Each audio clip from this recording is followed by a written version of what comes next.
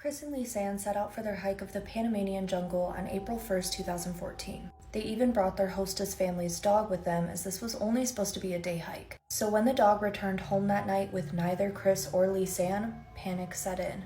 It was soon after this that the police in the Netherlands, the girls' home country, got involved. But after 10 days of searching, they still turned up nothing. In fact, it wouldn't be until 10 weeks later that they finally got the first hint that the girls were even in the forest at all. A blue backpack was found along a riverbank. Inside, personal items, $83 in cash, 2 cell phones, and a camera were found. The backpack belonged to Lisanne. And it was with this information that police were able to see that the girls had first tried to reach 911 just a few hours into their hike. Lisanne's battery died on the 4th, so her phone was never used again. Chris's phone wouldn't make any more attempts to reach 911, but it was repeatedly turned on to search for service. And between April 5th and April 11th, Chris's phone would be turned on multiple times, but whoever was using it was not putting in the right passcode.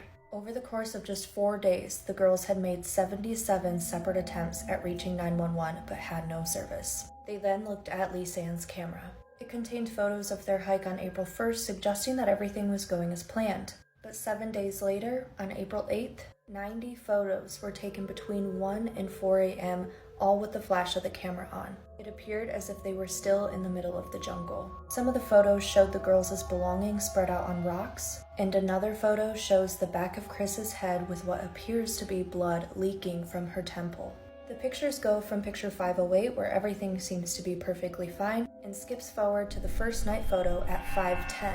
These were taken 7 days apart, and nobody seems to have any idea where picture 509 is. It's speculated that this picture is missing on purpose. After all, if it were just deleted from the camera roll, police would still be able to obtain it.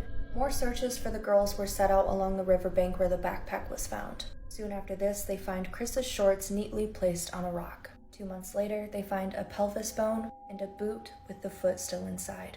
DNA testing confirmed that these belonged to Chris and Lisanne. Police questioned locals, tour guides, and other hikers in the area at the time, but nobody could provide any information as to what might have happened. And there was never enough evidence to ever determine a cause of death. To this day, the disappearance and deaths of Chris Kremers and Lisanne Froon remains a mystery. If you'd like to hear the full story or are interested in hearing about more unsolved mysteries, please go check out my podcast, Oddities on Elm Street. It's linked in my bio.